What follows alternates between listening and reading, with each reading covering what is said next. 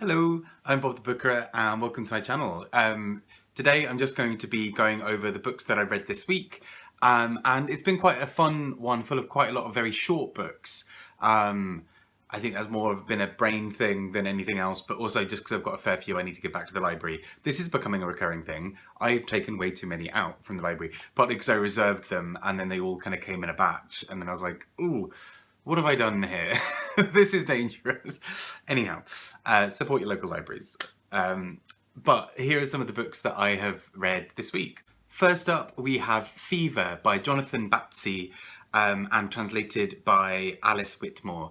And this is a really interesting memoir written by a man who basically, he's sort of living his normal life and one day just starts to develop a really strong fever that doesn't seem to go away, and he goes to doctors and he gets multiple checkups and everybody's sort of saying the same thing of, it'll die down after a couple of days, or have you tried this thing, or how about some paracetamol or whatever.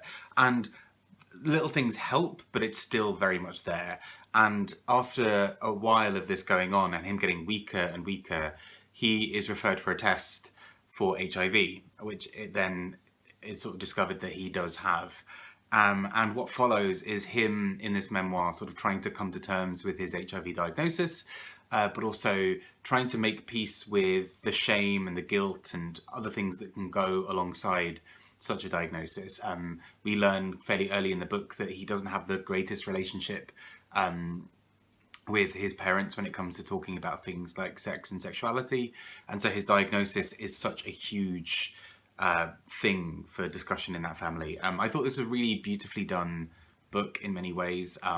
It reads really quickly. It's an incredibly sort of easy to access book in many ways, and he details a lot of very interesting things about his relationship with his parents, his relationship with his current partner and former partners, because a big part of that diagnosis is then also talking to others, and a large part of the book is him thinking about how he's actually going to go and do that. Like, how do you tell people these things? Particularly him being worried that it's going to change things forever. There's no going back. This isn't something that at the current moment can be sort of cured in a sort of typical way. It can be managed really effectively, and he talks a lot about that as well, that how lucky he is that there is such great medication around to be able to sort of give him a normal quality of life. But still, yeah, really, really powerful book in terms of how it approaches some of those conversations. Keeping within the theme that many of the books I read this week were queer, particularly around gay men.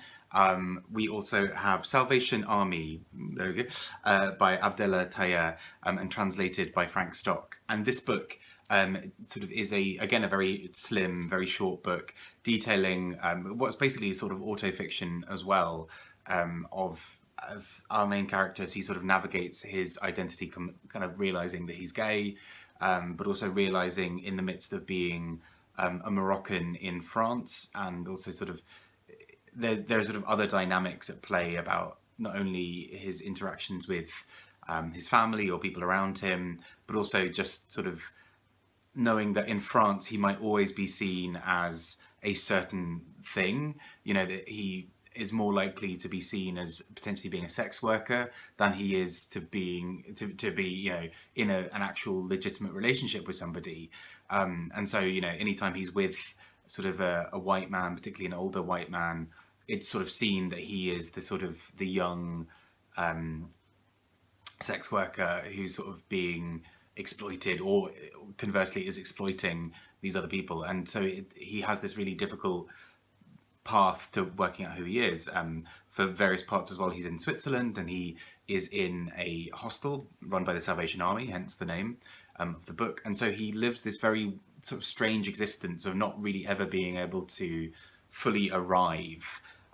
He's sort of constantly caught between the crossroads of various places that he's been in, but also not really having the income or the resources to really just settle somewhere and live an adult queer life and be happy and content. Instead, he's sort of caught in this weird mid-space.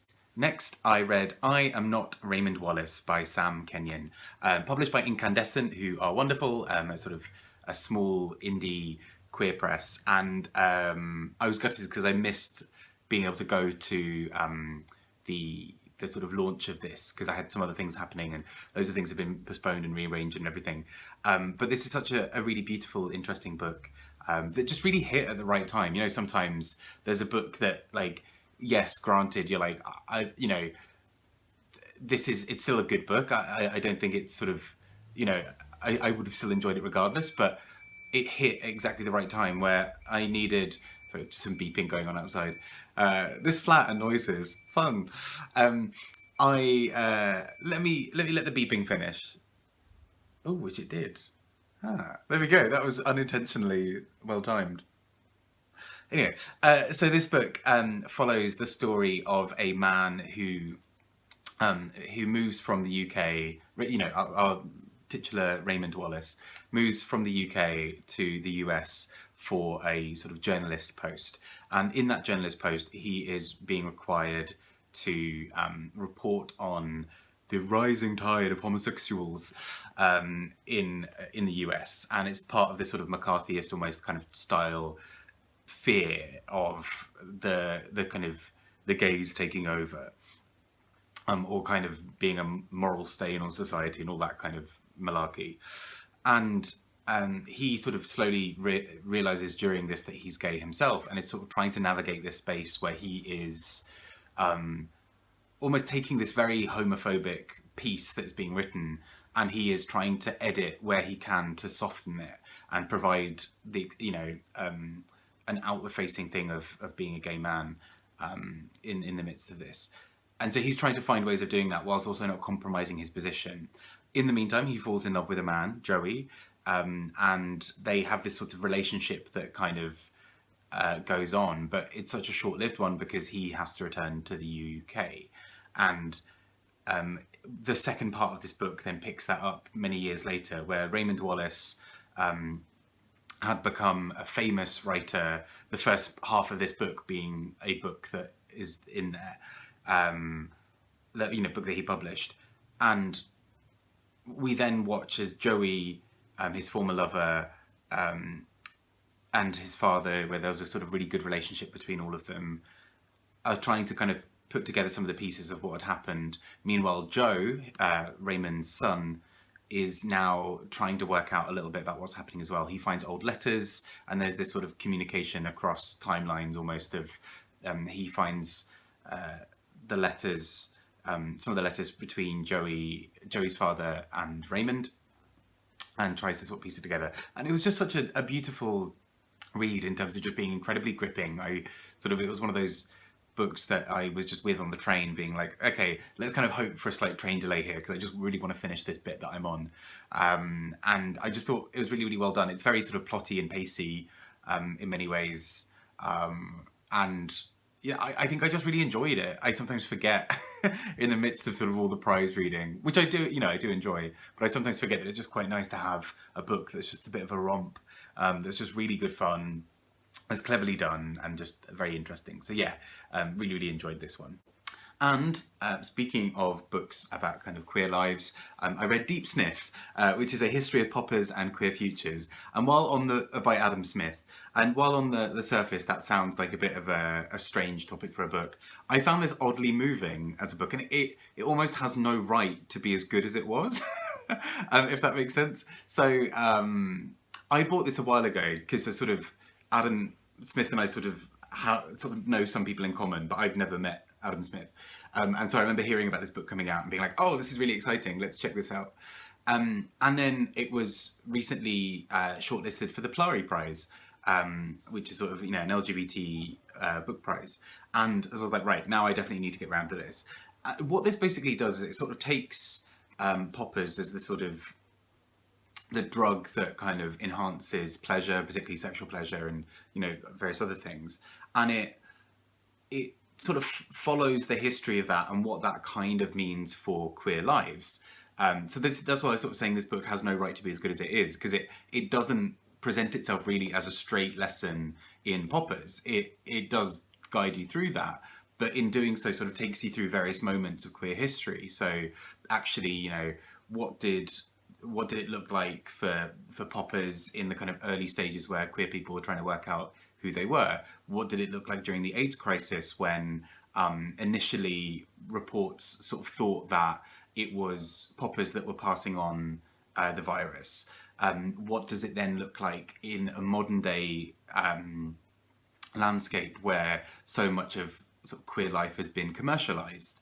And so I think as a result, this book is really quite profound in terms of how it speaks about where we are as a community and what is maybe coming up soon as well. So, in the future, like what does our future look like as queer people?